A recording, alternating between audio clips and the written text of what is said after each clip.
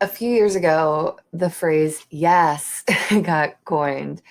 Didn't take very long at all for Chris to figure out that it rhymes with Jess, and took even less time for all of our friends to catch on and figure out that that would be the best way to torture their friend named Jessica. So, probably for about two, 2 or 3 years, I was constantly summoned by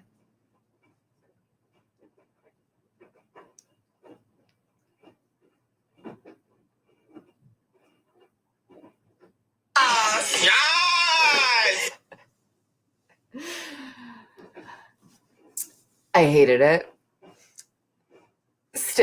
Still definitely, hate it, but would give anything to, hear that again.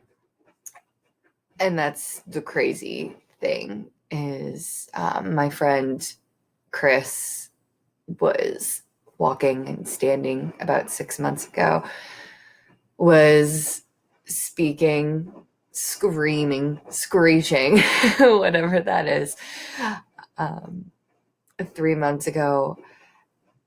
And sadly, his ALS has gotten really bad really fast. So it's tough. It's tough on, especially on him, on Nick and Drew, on all of us to watch someone so important to us, someone who is the biggest light and ray of sunshine and beam of positivity. Just to watch that happen to someone, it's really tough.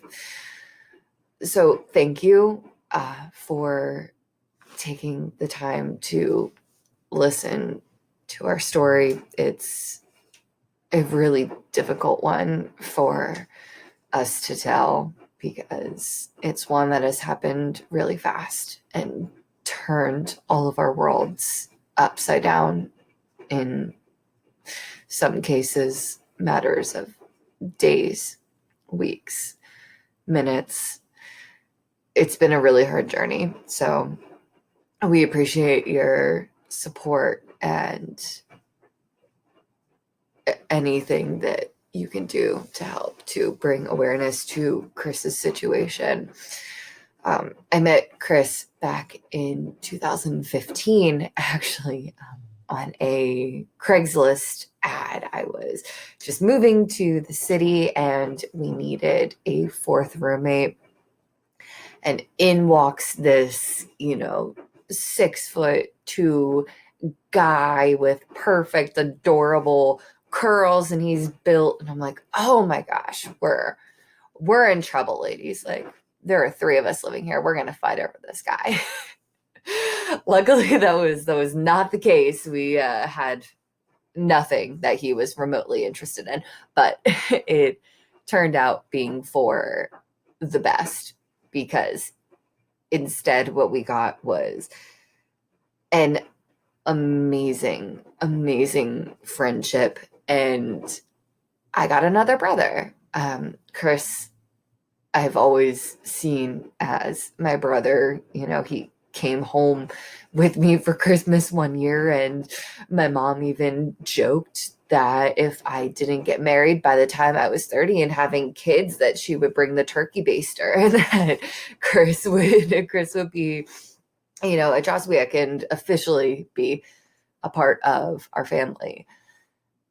It's just one of those guys where no matter who you are, if you've known him for 5 years or 5 minutes, you just have this overwhelming urge to wrap your arms around him and give him a hug and tell him all of your deepest secrets, which Chris, don't, we're good, right?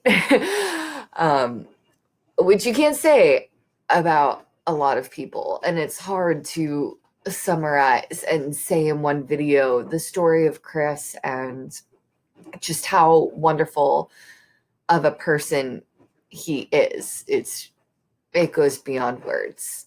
Chris has done more things for me than I can count on a hand. I've had a tough day when I was working at a job that I was making $12 an hour and barely able to, to make ends meet. And he would say, I think I need a drink, and I think that I need someone to come with me, and I got you. And he was, never one to judge, and you could just bear your whole heart out to him. And there's nothing that you can't fix with a Chris drink, which is now a unit of measurement. It's, normal pours. Maybe a Chris drink is enough to take care of your problems.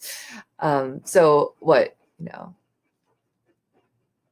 it all comes down to is we need your help, and Chris needs your help, and anything that you can do, whether it is sharing his story, bringing awareness, donating. No donation is too small.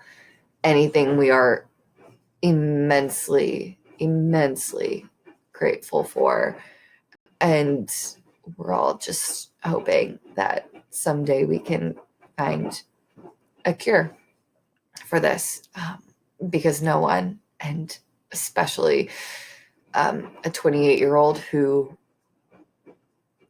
should be thinking about starting to have a family. Like, is it the right time to buy a house? What's my next career move? Those are the decisions that someone who's 28 should be making, not who will be my beneficiary and what is my will going to say.